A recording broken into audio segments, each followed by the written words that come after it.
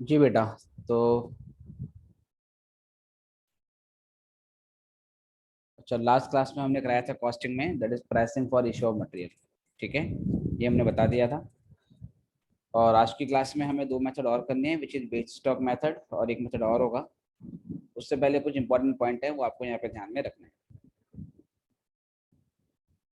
Okay, ध्यान रखना है आपको। Some special transaction, some special transactions in store ledger. Store ledger से रिलेटेड कुछ स्पेशल ट्रांजेक्शंस, ठीक है, वो कौन कौन सी हैं वो आपको ध्यान में रखनी है, बात करेंगे।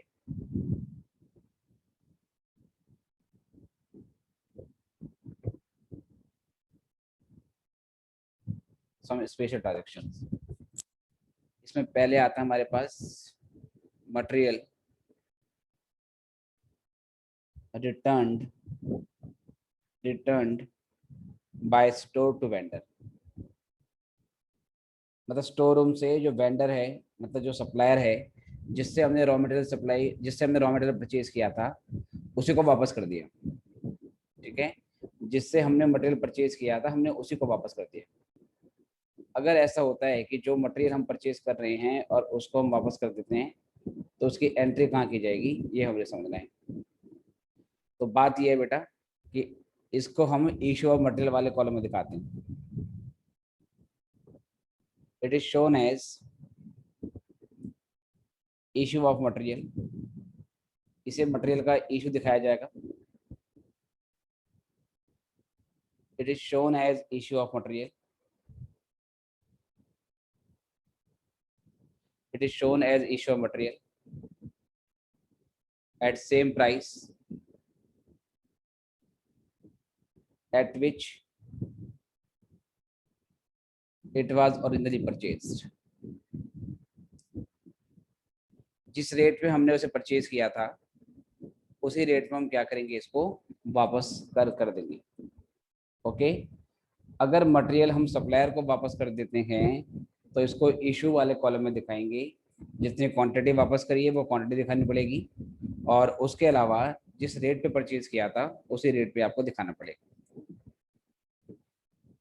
इसके अलावा मटेरियल रिटर्न रिटर्न हो गया टू स्टोर फ्रॉम वर्कशॉप। ठीक है सर। दूसरा क्या होता है कि आपने मटेरियल पहले फैक्ट्री में यूज करने के लिए इशू किया था, राइट, और वहां पे काम होने के बाद कुछ क्वांटिटी आपकी बच जाती है, कुछ क्वांटिटी आपकी बच जाती है, और इसको स्टोर रूम में वापस डाल देते हैं। तो यहाँ पर हम सप्लायर के पास वापस नहीं भेज रहे। यहाँ पे हो क्या रहा है कि जिस जॉब के लिए इसको हमने इशू किया था, उस जॉब से वापस आ गया, राइट। तो इस वाला क्या होगा, it is shown it is shown in receipt column. ठीक है सर, इसको रिसिप्ट कॉलम में दिखाते हैं। Receipt column as fresh purchase, इसको फ्रेश परचेज की तरह ट्रीट करते हैं। पहला ऑप्शन तो ये हो गया। दूसरा के बाद इसमें ऑप्शन ये है, it is shown in receipt column. and utilize immediately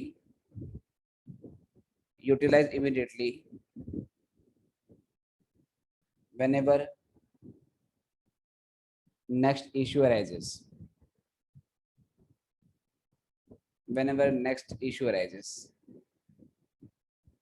issue का मतलब इश्यू ऑफ मटेरियल। देखो दोनों में क्या फर्क है। पहले वाले कॉलम पार्ट में कहता है, पहला ऑप्शन क्या है कि इसको आप रिसिप्ट कॉलम में दिखाओ और आप इसे फ्रेश परचेज की तरह ट्रीट करो। फ्रेश परचेज की तरह ट्रीट करने के बाद आपका जो भी मेथड है, चाहे वो फीफो है, चाहे वो लीफो है, सिंपल एवरेज है या फिर वेटेड एवरेज है, उसके हिसाब से उसको ट्रीट करना है। जैसे अगर मान लो कि ये हमारा लीफो वाला मेथड चल रहा है, तो लीफो में क्या होता है, लेटेस्ट इन फर्स्ट आउट, है ना। तो फिर इसको सबसे पहले यूटिलाइज किया जाएगा क्योंकि लेटेस्ट वाले को पहले लेते हैं। अगर फीफो वाला वैसे चल रहा है तो फीफो वाले में इसको लास्ट में लेते हैं, राइट।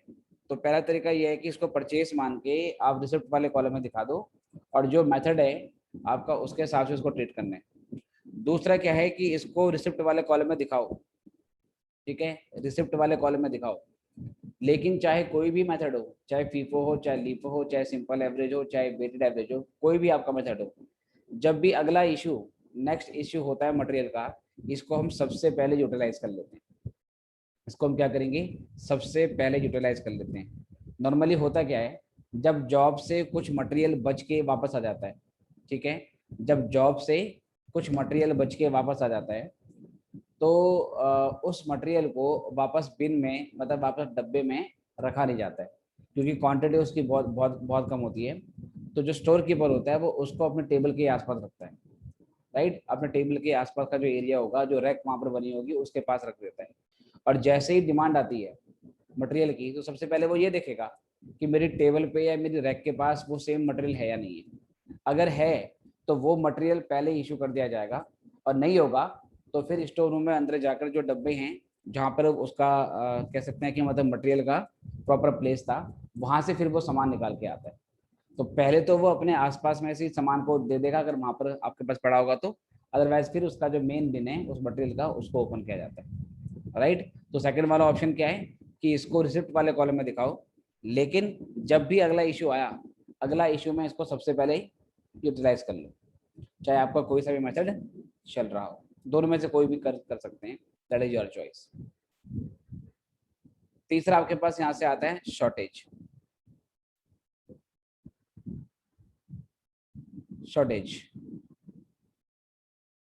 Shortages are found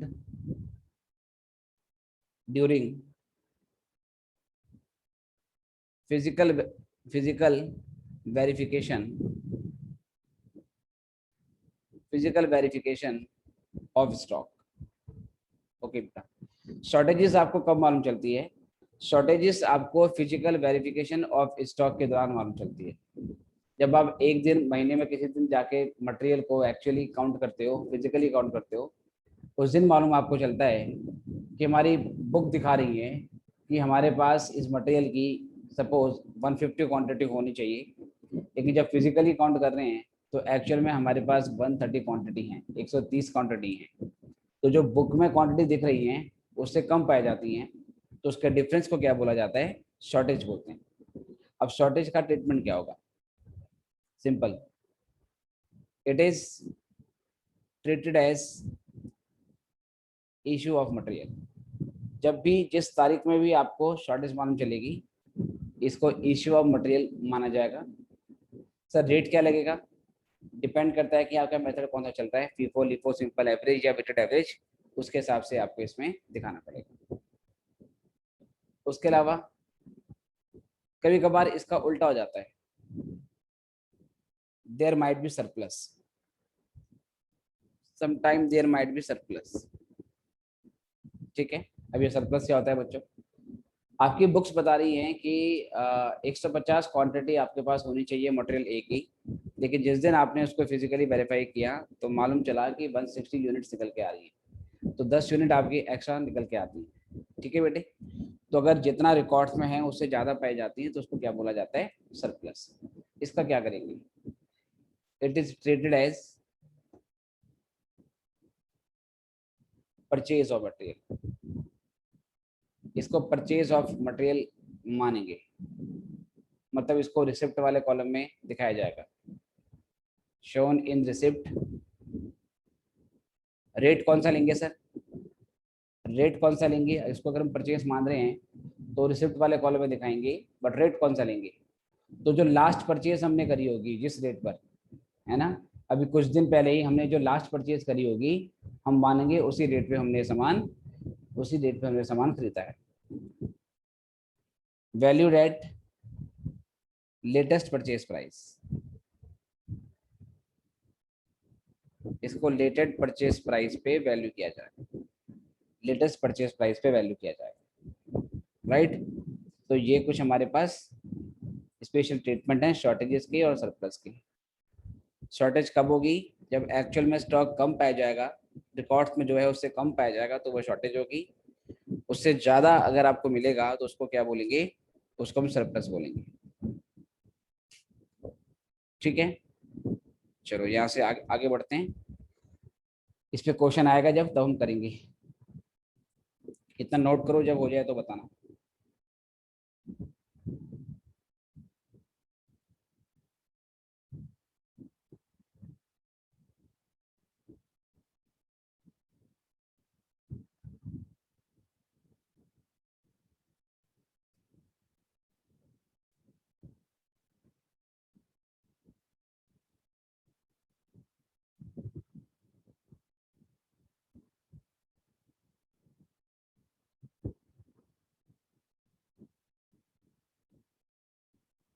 आज बच्चे कम है बेटा क्लास में। Done sir. राइट, आगे बढ़ते हैं। फोर्थ पॉइंट पे आते हैं। यहाँ से फोर्थ तीन तो हो गए इसके। अब यहाँ से हमारे पास अगला मेथड है बेच स्टॉक मेथड। एग्जाम में आया नहीं कभी भी, बुक में दे रखा है। थोड़ा बहुत थ्योरी देख लेते हैं इसका, और फिर उसके बाद बुक से सीधे इसका क्वेश्चन देखेंगे। Base stock method. Base stock method में क्या होता है बेटा कि कुछ क्वांटिटी हम हमेशा अपने पास रखते हैं, वो मिनिमम क्वांटिटी हम कभी भी यूटिलाइज नहीं करते। उसके अलावा जो हमारे पास एडिशनल परचेज आती है, हम वहाँ से मटेरियल को इशू करते रहते हैं। बाई चांस कभी ऐसा होता है कि हमारे पास जो एक्स्ट्रा परचेजेस हैं वो हमारे पास सफिशिएंट नहीं है, कभी अगर ऐसा होता है तो फिर उस दिन बेस स्टॉक को यूज किया जाता है। तो क्या होता है बेटा इसमें? The base stock method works on the assumption that the base stock method works on the assumption that a minimum quantity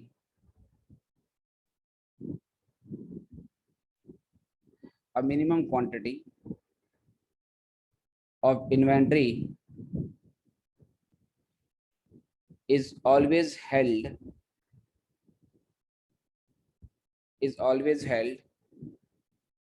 to use in emergency situation।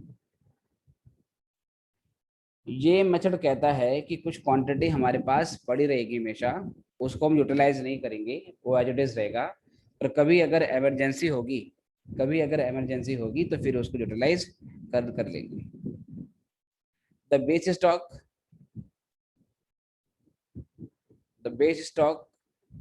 is carried forward as fixed asset। जो base stock होता है बेटा, इसको एक fix asset की तरह हम carry forward करते हैं। ठीक है। The issue of material. अब मटेरियल जो इश्यू होंगे बेटा, उसमें मूवमेंट कैसे होगी? उसमें फीफो के हिसाब से लगाएंगे या सिंपल एवरेज या लीफो या वेटेड एवरेज, कौन सा लगेगा? कोई भी मेथड आपका लग सकता है, वो क्वेश्चन में आपको बोला होता है कि बेच स्टॉक के साथ में आपको फीफो लगाना है या लीफो लगाना है। ठीक है, वो क्वेश्चन में आपको बोला होगा। बस बेस स्टॉक को आपने टच नहीं करना, उसको हर बार कैरी फॉरवर्ड करोगे और वो ऐसे के ऐसे रहेगा। The issue of material is done according to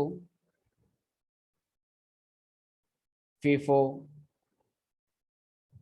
LIFO, average, चाहे सिंपल एवरेज हो या बेटा एवरेज हो। ठीक है, लीफो फीफो या किसी से भी इसमें कर देंगे। इसको भी नोट करेंगे और मैं सीधे इसका फिर मॉड्यूल में जो क्वेश्चन है वो आपको दिखाता हूँ direct. Done sir. All right,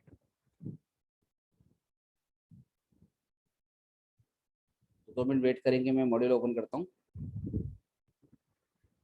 और क्वेश्चन पे आता हूँ। मैक्सिमम 1 क्लास और लगेगी आज के बाद, फिर ये चैप्टर खत्म हो जाएगा हमारा।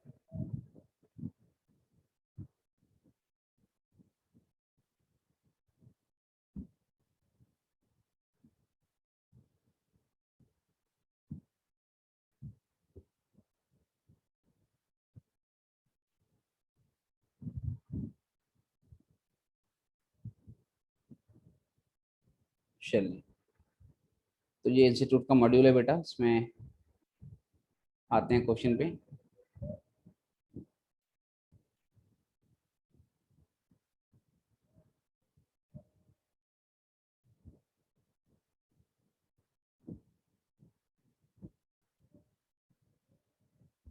आई थिंक ये क्वेश्चन है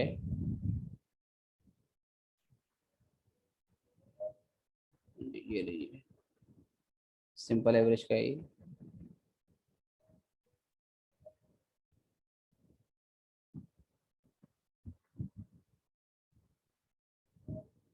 हाँ ये क्वेश्चन है बेटा, एग्जाम्पल 6, ठीक है, सेम है मॉड्यूल का illustration 6।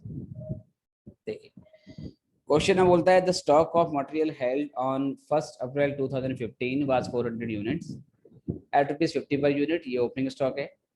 The following receipts and issues were recorded, इसके अलावा ये रिसिप्ट और इश्यूज हमें रिकॉर्ड करेंगे। You are required to prepare the store ledger account, आपको बनाना है store ledger account showing how the values of issues would be calculated under the base stock method, आपको बताना है कि बेस स्टॉक में किस तरीके से वैल्यू किया जाएगा, both through FIFO and LIFO being 100 units. Okay sir, कह रहा है बेस स्टॉक लगाने, क्वांटिटी कितनी माननी है इसकी 100, एक बार करना है FIFO से, एक बार करना है LIFO से। इसके अलावा डिफरेंट डेट पे परचेज और इशू की एंट्री आपको दे रखी है, लाइक 2 तारीख में परचेज करिए, 6 तारीख में इशू किया है, फिर परचेज है, फिर इशू है, परचेज इशू, यही आपको चला हुआ है। देखो बेटे कैसे करेंगे, सीधे आते हैं आंसर पे, क्योंकि कुछ खास है नहीं इसमें। हमने क्या करा, जो ओपनिंग स्टॉक दिया था मैं 400 यूनिट का, उसको बैलेंस वाले कॉलम में दिखाया और देखो 2 भागों में बांट दिया। एक तो 100 जो मेरा बेस था, और एक बेस से ऊपर जो एक्स्ट्रा है वो कितनी मेरी, वो मेरी 300 यूनिट है। 50 का रेट है दोनों में, क्योंकि पूरा 400 यूनिट आपके पास 50 के रेट पे था, तो 100 इंटू 50 ये हो गया 5000, और 300 इंटू 50 ये हो गया आपका 15000। तो ये हमारे पास सर ओपनिंग स्टॉक को हमने बाइफरकेट कर दिया, राइट। उसके बाद हमने 2 तारीख को 100 यूनिट परचेज करी है 55 के रेट पे, तो पहले इसको कहाँ दिखाया sir, under the column of receipt, 100 into 55 5500। फिर बैलेंस में पहले ये जो हमारे पास पहले से था वो तो बेटा लिखा ही जाएगा, ऊपर जो था 100 और 300, ये 100 और आ गई, तो ये हमने नई वाली परचेज की एंट्री डाल दी 100 55 और 55 पर, राइट। तो सर ये हमारी दूसरी एंट्री भी हो गई। तीसरी एंट्री में कह रहा है कि हमने 300 यूनिट क्या करी है, इशू करी है। नहीं सर, हमने कुल मिला के 400 यूनिट इशू करी है, डेट आएगी 6 तारीख में कहता है कि हमने 400 यूनिट इशू करी है। चलो अब हम लगा रहे हैं base stock with FIFO, base stock with FIFO लगा रहे हैं। तो फीफो में क्या करते हैं, फर्स्ट इन फर्स्ट आउट, जो पुराना स्टॉक है वहां से पहले निकाला जाएगा। अब बेटा पुराना हमारे पास 2 है, एक 100 का बेस स्टॉक है और एक हमारे पास क्या नाम है 300 का बेस के अलावा है। तो मैंने क्या बताया था, बेस स्टॉक को नहीं छेड़ना। ये जो 100 है बेटा इसको हम नहीं छेड़ेंगे, ये हर बार कैरी फॉरवर्ड होता रहेगा। तो जो हमें 300 या 100 निकालना है ना, वो 300 और 100 यहाँ से और यहाँ से निकालेंगे। तो 300 निकाला 50 के रेट पे, 100 निकाला 55 के रेट पे, ये हो गया 5500। 100 ही मेरा बैलेंस है और ये 100 ही मेरा बेस है, ये मेरा बैलेंस बेस स्टॉक के नाम पे पड़ा हुआ है। बताओ 6 तारीख वाली एंट्री समझ में आई या नहीं? मेथड लगा यस रहे सर। हैं, हाँ यस सर। मेथड लगा रहे हैं फीफो वाला, बस बेस स्टॉक को आपने नहीं छेड़ना है, उसको कैरी फॉरवर्ड करेंगे। 10 तारीख को फिर से हमने क्या करा, 600 यूनिट परचेज कर ली, तो पहले ये हमारी 6 तारीख की एंट्री कंप्लीट हो गई। फिर 10 तारीख को हमने 600 यूनिट परचेज करी है 55 के रेट पर, ये वैल्यू है इसकी, अगेन 100 का बेस और 600 का फ्रेश, ये हमने यहाँ पे दिखा दिया। एक्सक्यूज मी, अब इसके बाद क्या करेंगे, 600 की परचेस आ गई तो वो हमने डाल दी यहाँ पर और बैलेंस में भी दिख गई, राइट। एक मिनट टाइम, पेन हैंग हो गया इसका।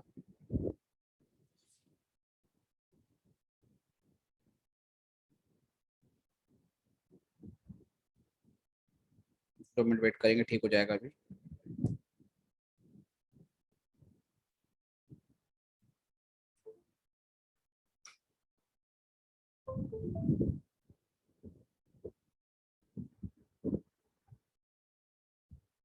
एक मिनट बेटा, अरे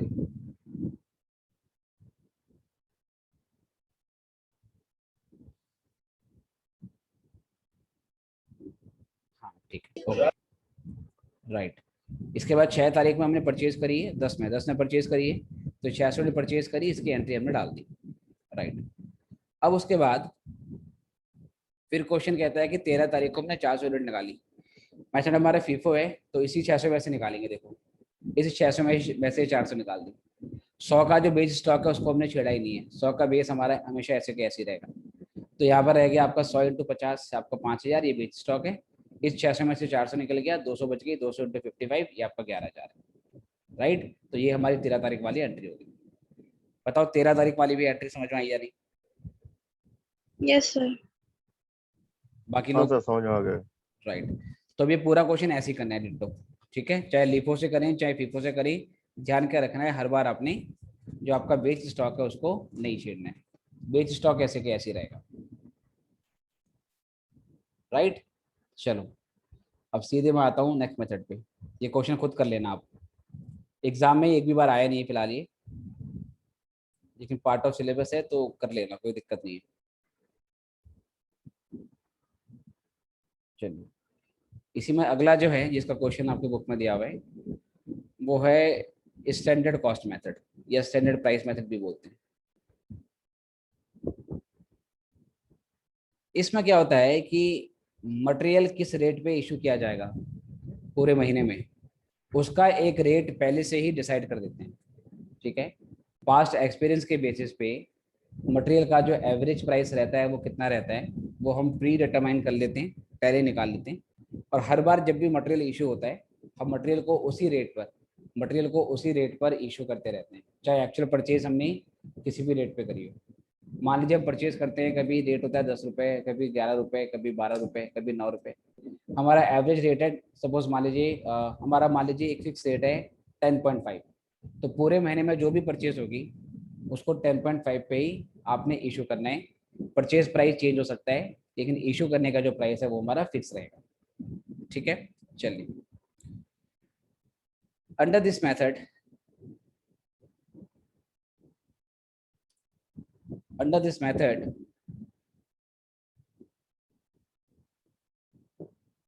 materials are issued at a predetermined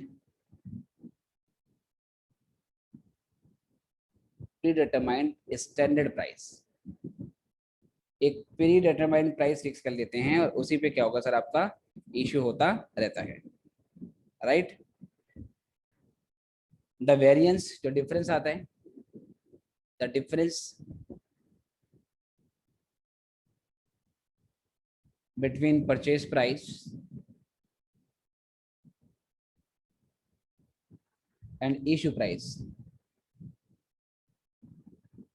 purchase price और इशू प्राइस के बीच में जो डिफरेंस आता है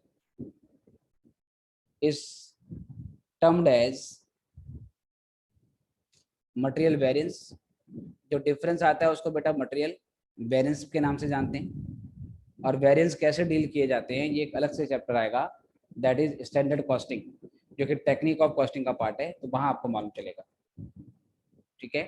फिर मटेरियल वेरिएंस दो तरीके होते हैं, प्राइस वेरिएंस अलग चलता है आपका और जो क्वांटिटी वेरिएंस है वो आपका अलग चलता है। तो इन दोनों के बीच का जो डिफरेंस होगा वो आपका मटेरियल वेरिएंस होता है। The variance can be normal और एबनॉर्मल। जो वेरिएंस आपका आता है अगर बहुत ज़्यादा डिफरेंस आ रहा है तो उसको क्या माना जाएगा, एबनॉर्मल वेरिएंस उसको माना जाएगा। अगर डिफरेंस कम आता है तो उसको नॉर्मल माना जाएगा। The variance could be normal और एबनॉर्मल। अगर एबनॉर्मल वेरिएंस है तो सर उसको राइट ऑफ कर देते हैं by transfer to costing profit and loss account. ठीक है, पूरे कॉस्टिंग में जो एबनॉर्मल कॉस्ट है, पूरे कॉस्टिंग में कहीं पे भी जो एबनॉर्मल कॉस्ट होती है, उस एबनॉर्मल कॉस्ट को हम कभी भी कॉस्ट ऑफ प्रोडक्ट में इंक्लूड नहीं करते हैं। राइट, कॉस्टिंग में किसी भी चैप्टर में अगर कोई एबनॉर्मल कॉस्ट इनकर होती है तो वो कॉस्ट ऑफ प्रोडक्ट में कभी भी इंक्लूड नहीं होती है, वो राइट ऑफ हो जाती है by transfer to costing profit and loss account. और जो नॉर्मल वेरिएंस होते हैं सर, उसको कॉस्ट ऑफ प्रोडक्शन का पार्ट मान लेते हैं। ठीक है, नॉर्मल वेरिएंस को हम कॉस्ट ऑफ प्रोडक्शन का पार्ट मान लेते हैं। राइट, तो इस पे भी एक क्वेश्चन दिखाता हूँ आपको मैं मॉड्यूल में। ये भी एग्जाम में आपका आया हुआ नहीं है, एग्जाम में या तो फीफो लिफो या वेटेड एवरेज।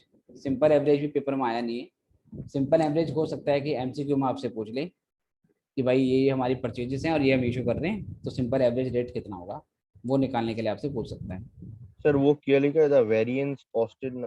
अच्छा एक मिनट है, एक मिनट। हाँ कहाँ पे? The difference between purchase price and issue price is termed as material variance. उसके आगे the variance could be normal और abnormal variance. Variance okay normal sir. भी हो सकता है और एबनॉर्मल भी हो सकता है। बहुत ज़्यादा डिफरेंस आता है तो माना जाएगा उसके एबनॉर्मल। बहुत कम डिफरेंस आएगा, एक रेंज हमारी फिक्स होती है, तो डिफरेंस इस रेंज के अंदर आएगा तो उसको नॉर्मल मानेंगे, इस रेंज से बाहर जाएगा तो उसको फिर हमने क्या मानना है, एबनॉर्मल मानना है। फिर मैंने बताया अगर एबनॉर्मल वेरिएंस है तो उसको राइट ऑफ कर देते हैं by transfer to costing profit and loss account, और वो कॉस्ट ऑफ प्रोडक्शन का पार्ट नहीं माना जाता। अगर नॉर्मल वेरिएंस है तो उसको फिर हम कॉस्ट ऑफ प्रोडक्शन का पार्ट मान लेते हैं और उसको कॉस्ट में जोड़ दिया जाता है। जी, तो अब यहाँ से हम देखते हैं मॉड्यूल में इसके ऊपर कौन सा क्वेश्चन।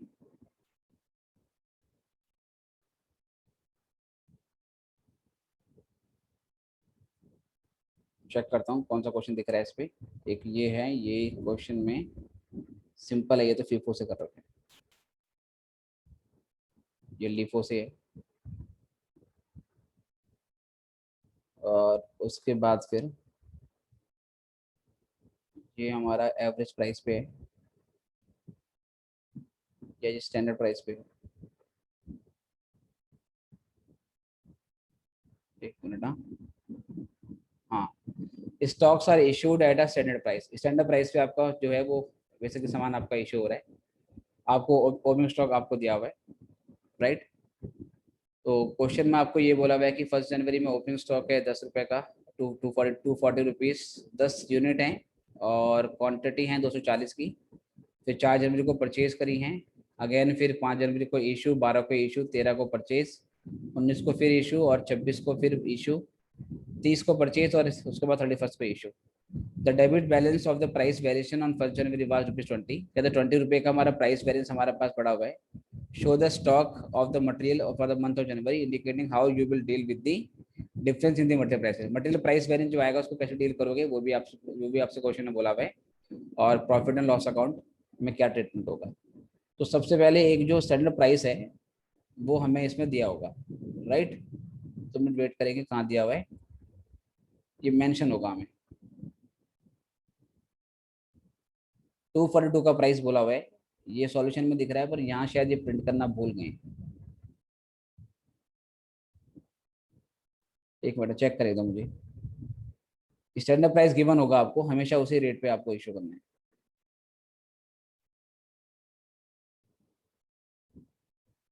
जी बेटे, तो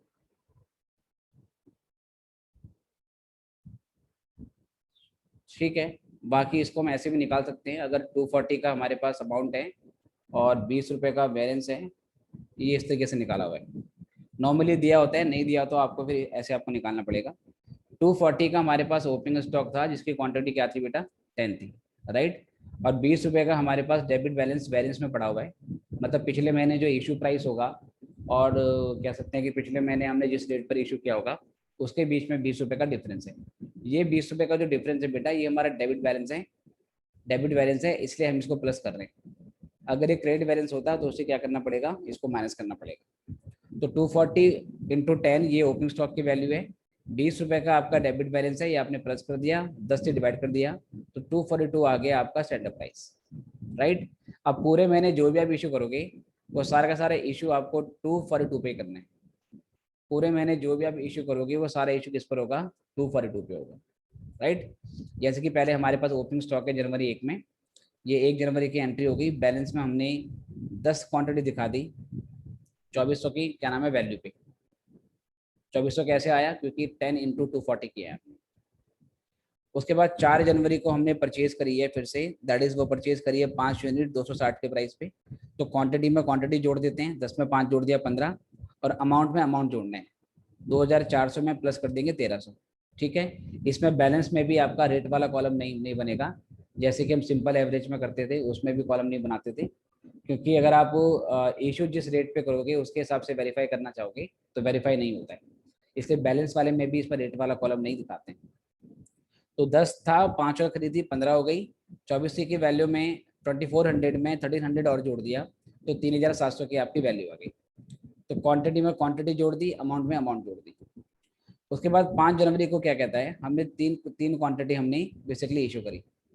3 क्वांटिटी इशू करेंगे तो जो स्टैंडर्ड प्राइस है वो पहले से फिक्स है, वो है 242, राइट।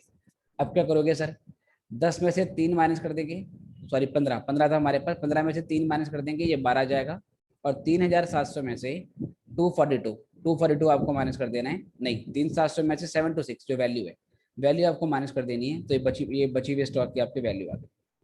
फिर 12 जनवरी में फिर से हमने 4 क्वांटिटी इशू करी है, रेट फिक्स रहेगा 242, अमाउंट हो गई 968, 12 में से 4 फिर से माइनस हुआ, ये आपका आ जाएगा 8, और 2974 में से 242 फिर से माइनस किया आपने, तो 2006 इसकी वैल्यू आ गई है।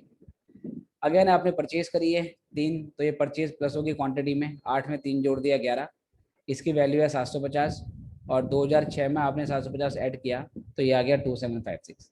तो करना वैसे ही है, इश्यू करोगे क्वांटिटी में से माइनस, और अमाउंट में से उसकी वैल्यू माइनस, परचेज करोगे तो क्वांटिटी में प्लस और अमाउंट में प्लस, और इशू एक फिक्स डेट पे आपका चलता रहेगा, ठीक है, फिक्स डेट पे आपका चलता रहेगा। उसके बाद क्या है कि आपको पूरे महीने का डिफरेंस निकालना है। पूरे महीने का डिफरेंस निकालोगे कि किस रेट पे हमने परचेजेस करी थी और किस रेट पे बेसिकली हमने इशू किया है, वो हम किस तरीके से निकालेंगे। देखो, पूरे महीने की जो परचेज की वैल्यू है बेटा, वो आपको जोड़ लेनी है। पूरे महीने की आपको परचेज की वैल्यू वो आपको जोड़ लेनी है, कितना कितना आपने परचेज किया। तो परचेज आपने जो करी है, देखो ये है आपकी 1300 की, फिर है आपकी 750 की, फिर है आपकी 1120 की, ये आपकी पूरी बेटा परचेजेस हैं। और इशू किस रेट पे किया आपने, ये आपके इश्यूज के रेट है यहाँ तक के। इन वैल्यूज को जोड़ के इसमें से आपने इशू वाले कॉलम को क्या कर देना है, जो इशू किया है उसको आपने माइनस कर देना है। इन दोनों के बीच का जो डिफरेंस आएगा उसको वेरिएंस बोलेंगे, और वो वेरिएंस आपका 246 निकलेगा, ठीक है। और वो कहाँ से निकालना है आपको, आपने 1300, 750, 1120 ये सारा आपको जोड़ लेना है, और इसमें से आपने इस वैल्यू को माइनस कर देना है। जो डिफरेंस आएगा वो आपका वेरिएंस आएगा। और वेरिएंस को हम कैसे ट्रीट कर रहे हैं, अभी कोई इन्फॉर्मेशन नहीं है, कोई रेंज नहीं है कि वेरिएंस किस रेंज में होगा तो उसको नॉर्मल मानेंगे, किस रेंज में होगा तो उसको एबनॉर्मल माना जाएगा, कुछ नहीं गिवन आपको। इससे हम क्या करेंगे, सारे का सारा वेरिएंस एबनॉर्मल मान लेंगे और उसको हम costing profit and loss account में ट्रांसफर कर देंगे। तो परचेज वाले कॉलम को जोड़ देना है, इशू वाले कॉलम को जोड़ देना है, वहां से आपका डिफरेंस आ जाएगा। सर ये 1210 और 1456 कैसे है? कहाँ पर, ये मटेरियल प्राइस वेरिएंस वर्किंग्स में। अच्छा ये बता रहे हो आप, ये चीज ये कहाँ से निकाली है, हाँ वो।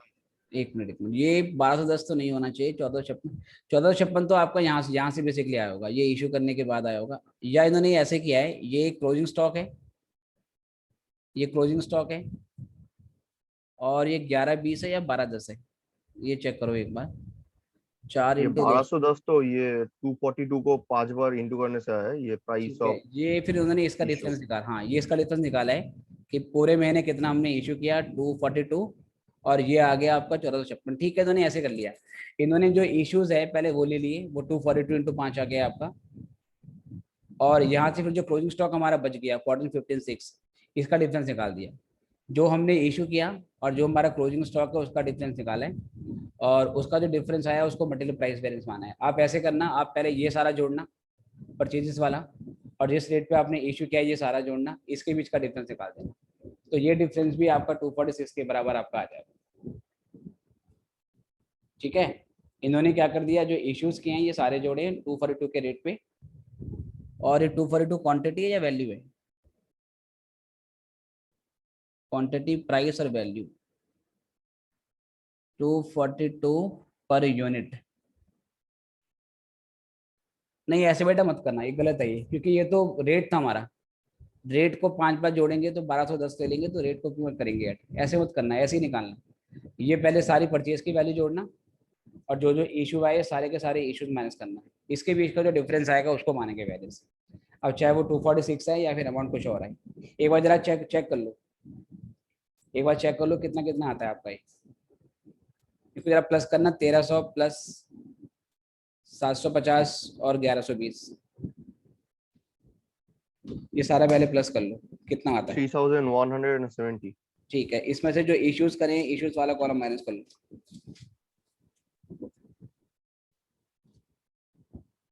इसमें से इशू वाला कॉलम माइनस कर लो।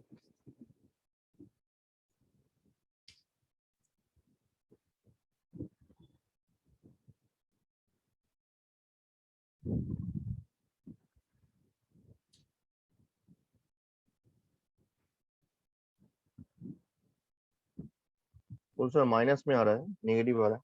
कितना?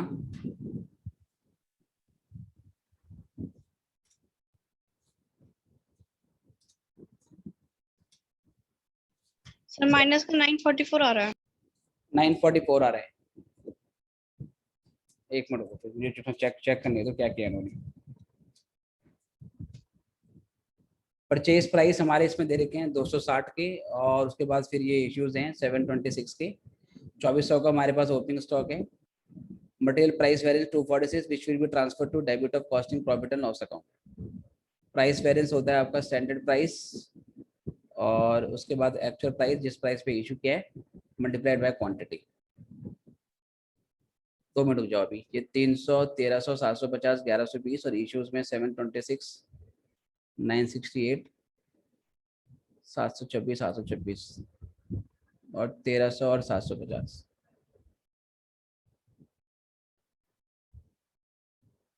एक minute,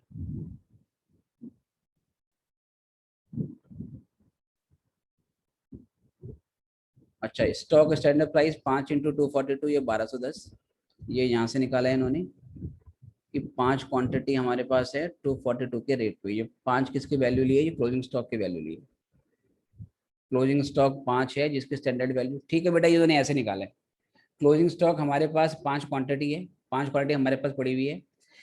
as per the rate, जो हमारे महीने का बेटा स्टैंडर्ड रेट था उसके हिसाब से इसकी वैल्यू होनी चाहिए 1210। ठीक है, 5 रुपए का हमारा स्टैंडर्ड, 5 रुपए की हमारी क्वांटिटी है, वो है हमारी क्लोजिंग स्टॉक की, ये यहाँ पर बच रही है इधर। और 242 हमारा स्टैंडर्ड रेट था, तो जो क्लोजिंग स्टॉक है उसकी वैल्यू कितनी आनी चाहिए? 1210 आनी चाहिए। बट एक्चुअल में जो हमारी वैल्यू बच रही है वो कितनी बच रही है? वो बच रही है 1456। अब इस 1210 और जो 1456 है उसका डिफरेंस निकाल लो। इसका डिफरेंस निकालेंगे तो ये आपका 246 का डिफरेंस आ रहा है, नेगेटिव आ रहा है तो डिफरेंस बोला जाएगा एडवर्स। नेगेटिव आएगा डिफरेंस बोला जाएगा एडवर्स। तो ये लॉस है, इसको प्रॉफिट एंड लॉस अकाउंट में डेबिट कर दिया जाए। अगर ये प्लस में आता है तो इसको बोलते हैं फेवरेबल, और जो फेवरेबल है उसको लिखते हैं एफ से, एफ लिखते हैं।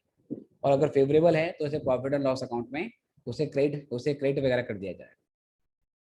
तो बैलेंस केवल जो क्लोजिंग स्टॉक है उसके लिए निकालना है।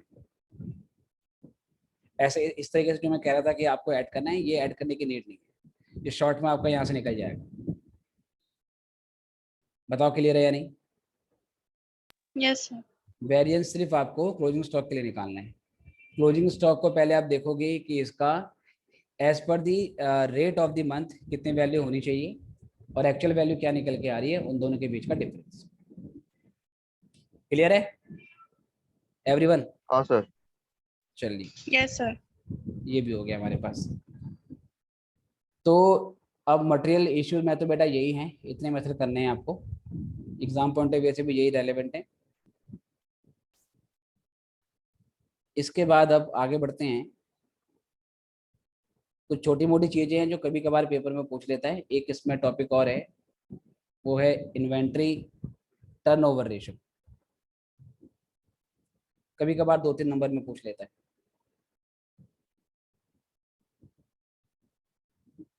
Inventory turnover ratio. ठीक है सर, इन्वेंट्री टर्नओवर रेशियो का फॉर्मूला क्या होता है? इन्वेंट्री टर्नओवर रेशियो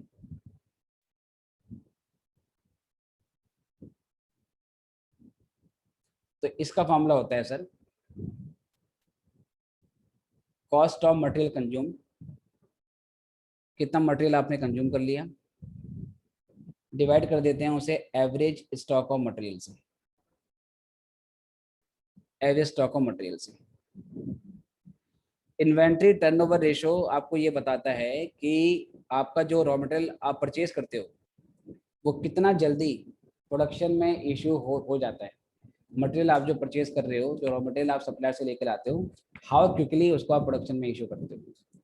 तो इन्वेंट्री टर्नओवर रेशियो जितना हाई होता है उतना ज़्यादा बेसिकली अच्छा होता है। इन्वेंट्री टर्नओवर रेशियो अगर हाई है तो इसका मतलब ये हुआ कि बहुत तेज़ी से, बहुत फास्ट, वेरी फास्ट बोल सकते हैं कि मटेरियल परचेज करने के बाद प्रोडक्शन में इशू कर देते हैं। तो इसका ये मतलब है कि आपकी जो कैरिंग कॉस्ट होगी मटेरियल को स्टोर करने की वो कम से कम आएगी। अगर ये आपका रेशियो कम आ रहा है तो इसका ये मतलब होता है कि मटेरियल परचेज करने के बाद कई दिनों तक वो स्टोर रूम में पड़ा रहता है और फिर उसके बाद उसको प्रोडक्शन में इशू किया जाता है। तो this ratio tells how quickly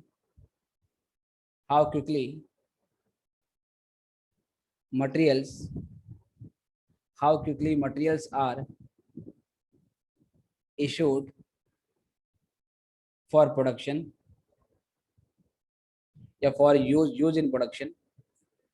use in production after purchase। Purchase करने के कितनी जल्दी, परचेज के बाद कितनी जल्दी इसे हम प्रोडक्शन में यूज करने के लिए इशू कर देते हैं।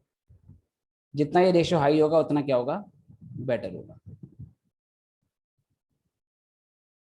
ओके, दिस रेशियो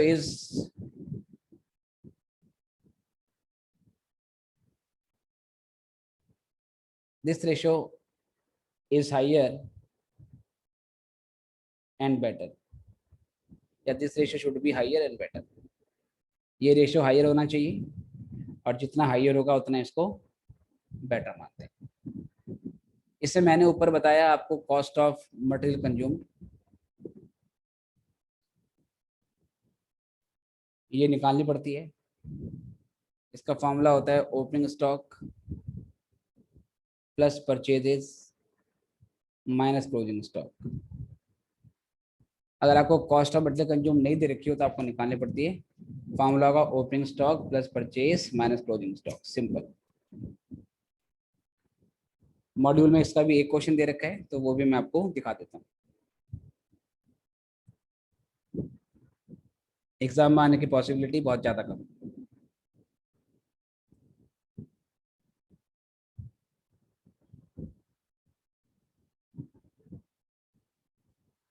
हो गया बेटा?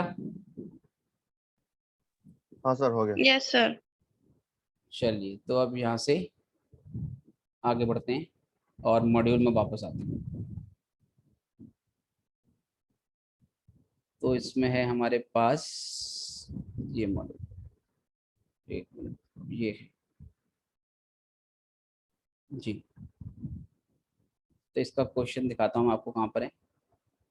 एक आधे क्वेश्चन दिया होगा शायद,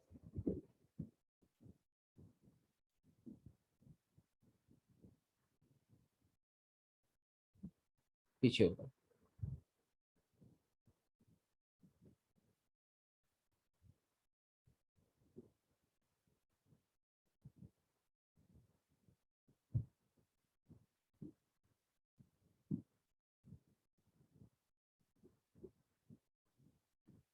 ये देखो, ये क्वेश्चन है, compute the value of inventory turnover ratio from the following.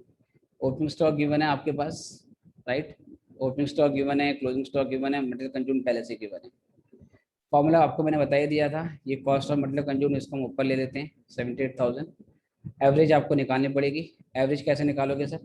Opening stock plus closing stock by 2।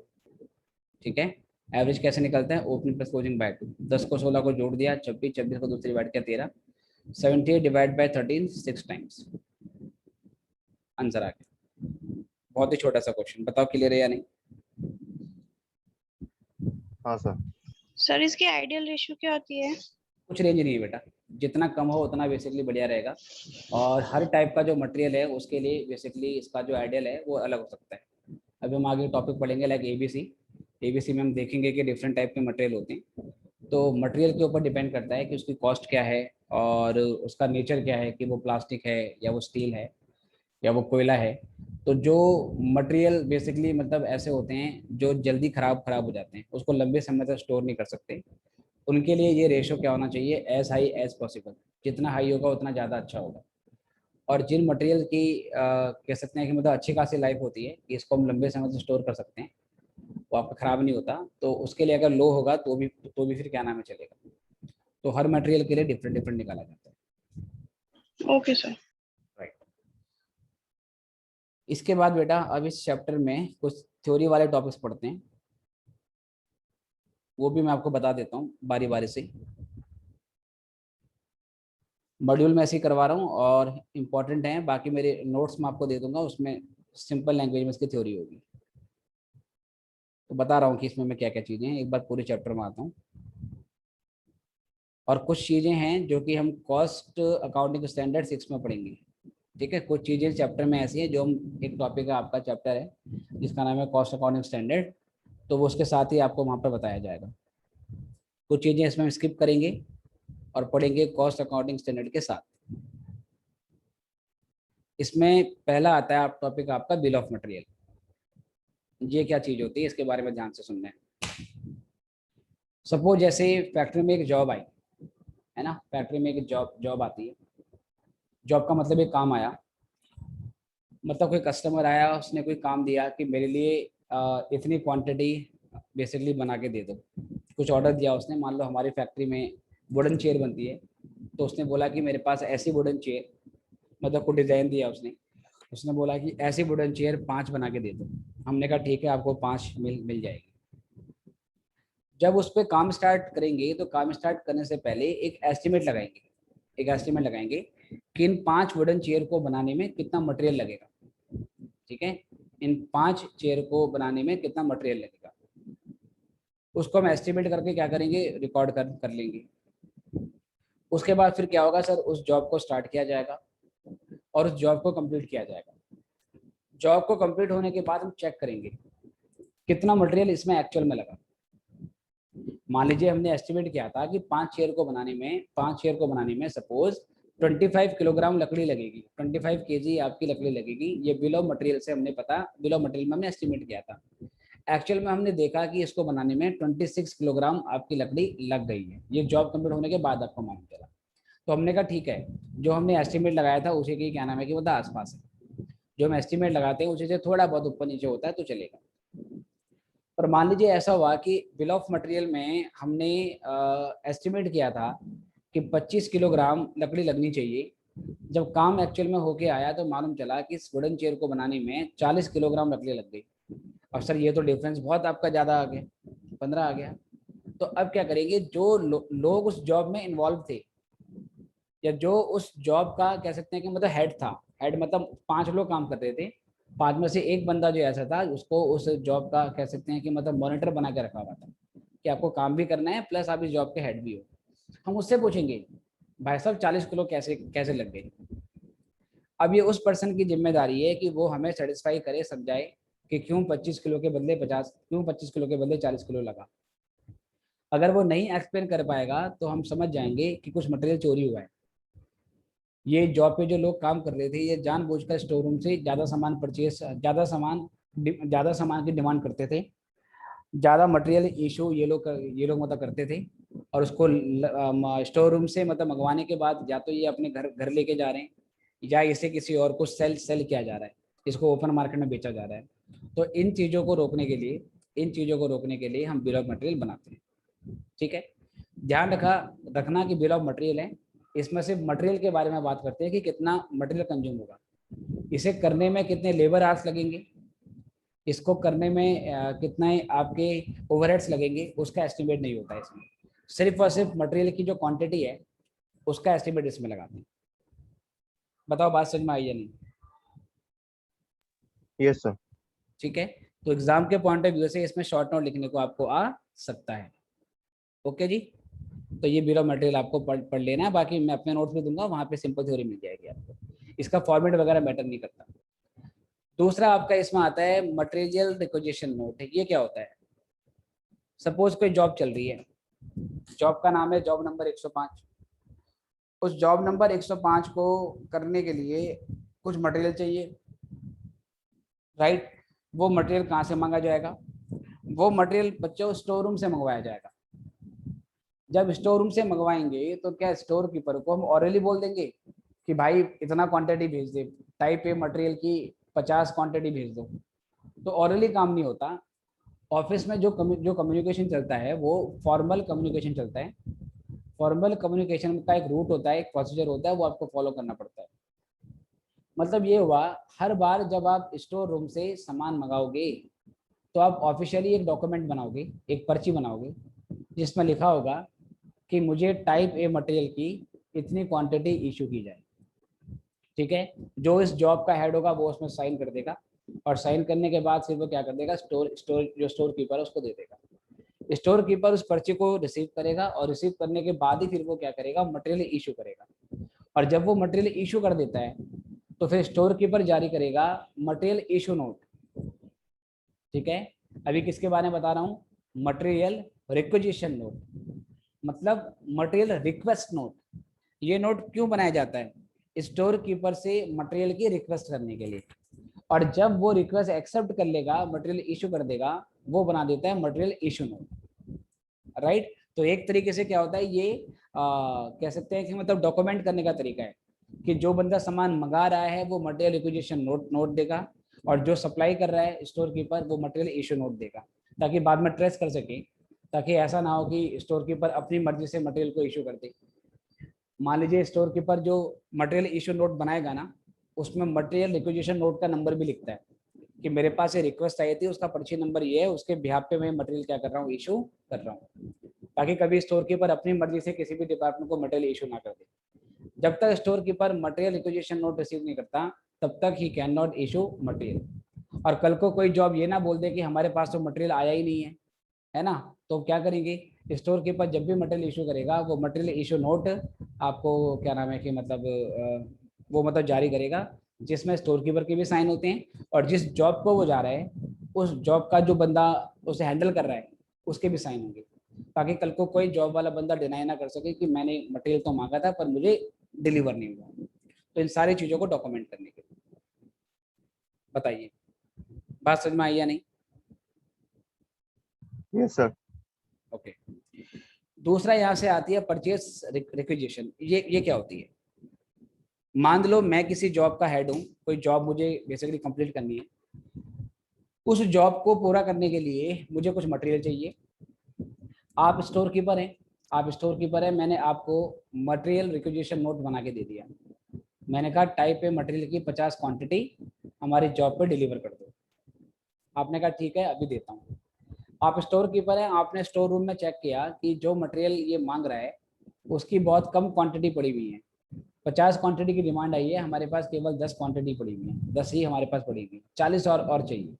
अब आप क्या करोगे? स्टोर कीपर जो होगा वो परचेस मैनेजर से रिक्वेस्ट करेगा, बोलेगा भाई साहब जो टाइप ए मटेरियल है उसकी हमारे पास केवल 10 क्वांटिटी पड़ी हुई है, ऑन एवरेज महीने में हमारी 500 यूनिट्स की कंज्यूम होती है, तो इसके हिसाब से आपको फ्रेश क्वांटिटी परचेज करनी चाहिए, राइट? आप परचेज मैनेजर हो, आपको ये तय करना है कि कितनी क्वांटिटी परचेज करें, दैट इज योर जॉब। लेकिन मैं आपको बता रहा हूँ कि मटेरियल अब स्टोर रूम में अवेलेबल नहीं है या बहुत जल्दी खत्म होने वाला है, तो आप क्या करें, परचेज कर दें।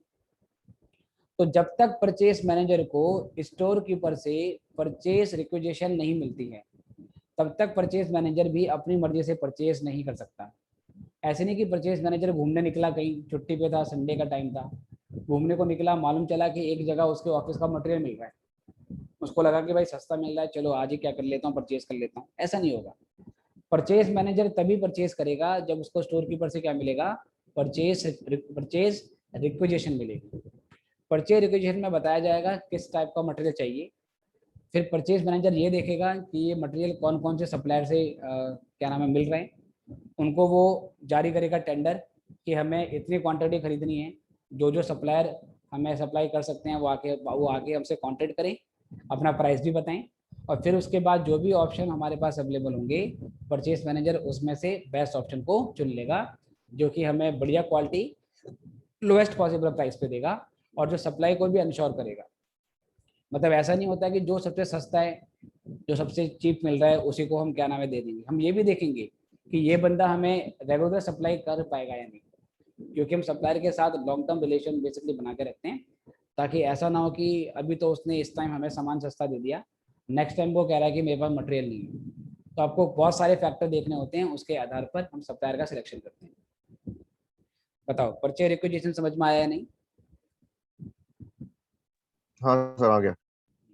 तो ये स्टोर कीपर ही बनाएगा, ठीक है। और किसको किसको देगा बनाकर? परचेज मैनेजर को। परचेज ऑर्डर ये क्या होता है? जब परचेज मैनेजर के पास रिक्वेस्ट आ गई स्टोर कीपर से, कैसे रिक्वेस्ट आई? क्योंकि स्टोर कीपर ने क्या बनाया होगा? परचेज रिक्विजिशन बनाई होगी। परचेज रिक्विजिशन परचेज मैनेजर के पास आई। अब परचेज मैनेजर क्या कर सकता है? मटेरियल की परचेज कर सकता है।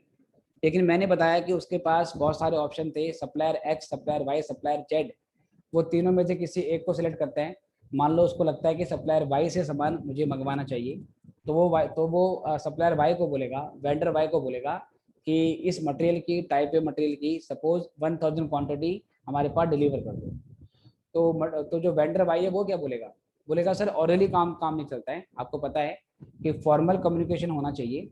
तो एक डॉक्यूमेंट की मुझे जरूरत पड़ेगी जो इस चीज़ को मतलब ऑथराइज करेगी, कंफर्म करेगी कि आपने हमें ऑर्डर दिया है, क्योंकि बाद में आप डिनाई नहीं कर सकते। कल को मालूम हुआ कि वेंडर ने सामान भिजवाया और परचेज मैनेजर ने मना कर दिया कि मैंने तो कोई ऑर्डर नहीं दिया था। तो जब हम सप्लायर से सामान मंगाते हैं, सप्लायर को पीओ बना के देते हैं, है ना। पीओ बोलते हैं शॉर्ट में, मतलब परचेज परचेज ऑर्डर। ऑफिस वगैरह में जाओगे तो बार बार पीओ पीओ बोलते हैं कि चल भाई इसका परचेज ऑर्डर बना के दे दे। जब सप्लायर को पीओ मिल जाएगा, फिर सप्लायर क्या करेगा? सामान को डिस्पैच करेगा और इनवॉइस बना के दे देगा, मतलब बिल भी बना के दे देगा कि भाई आपने ये पीओ दिया था मुझे, उसके बेसिस पे मैं आपको इतनी क्वांटिटी इशू कर रहा हूँ और इसका ये बिल बनता है। तो इसकी पेमेंट आपको जो भी मेरा टाइम पीरियड है कि 1 मंथ के अंदर पेमेंट करनी होती है या 15 डेज के अंदर पेमेंट करनी होती है, उस ड्यूरेशन में आपको मुझे पे करना पड़ेगा। तो परचेज ऑर्डर परचेज मैनेजर बना के देता है वेंडर को, सो दैट वेंडर जो है वो सप्लाई को इशू कर सके। बताओ ये बात समझ में आई या नहीं? हाँ सर। ठीक है बेटा, बाकी बच्चे भी जहाँ डाउट होगा दोबारा पूछ लेना, ठीक है। फॉर्मेट बेटा आपका मैटर नहीं करता है। उसके बाद आपका एक बनता है गुड्स रिसीव्ड कम इंस्पेक्शन नोट। ये क्या होता है? हमने सप्लायर से सामान मंगा लिया, सप्लायर को हमने परचेज ऑर्डर दे दिया। परचेज ऑर्डर के अनुसार जो सप्लायर है उसने सामान उसने भेज भी दिया और आज हमारी फैक्ट्री पे सामान बेसिकली डिलीवर हो गया। अब डिलीवर हो जाने के बाद उसको एकदम स्टोर रूम में लेके नहीं जाते हैं, उसको चेक करते हैं कि जो सामान हमने मांगा था उसने वही सामान हमें भेजा है या नहीं, उतनी ही क्वांटिटी भेजी है जितनी सामान हमने मांगी थी, उससे कम या ज़्यादा तो नहीं है। कई बार ऐसा होता है कि जो सप्लायर है वो कम सामान भेजता है और ज़्यादा वैल्यू का बिल वगैरह बना के देता है। जैसे कोचिंग में क्या होता है, जैसे मैं आपको बताऊं, अभी कह सकते हैं कि मतलब before the Covid year Delhi में कोचिंग सेंटर था जिसके साथ मैं काम मतलब कर रहा था। ये लोग क्या करते थे कि पैम्पलेट क्या होता है? काइंड ऑफ पोस्टर होता है छोटा सा, जिसमें कोचिंग वगैरह की मतलब डिटेल्स होती है। पैम्पलेट का ऑर्डर वगैरह देते थे कि भाई सीजन आने वाला है तो एक पैम्पलेट बना के दो जिसमें हमारा जो इंस्टीट्यूट है उसके बारे में लिखा हो, टीचर्स क्या है, फैकल्टी क्या है, कोर्सेज, सब्जेक्ट, फीस वगैरह सारे क्या हो। तो मान लो उन्होंने ऑर्डर दिया किसी वेंडर को कि भाई 2 लाख पैम्पलेट बना के मतलब भेज दो, ठीक है, या 2 लाख सपोज मान लीजिए कि मैं बहुत ज़्यादा कह रहा हूँ, मान लो कहता है कि 10,000 पैम्पलेट वगैरह बना के भेज दो। तो ये पैम्पलेट इशू करने वाले लोग, पैम्पलेट प्रिंट करने वाले लोग करते क्या थे? अगर 10,000 का ऑर्डर आया है तो एक्चुअल क्वांटिटी ये लोग भेजते थे केवल 9,000 या मतलब 9,500 इतना भेजते थे।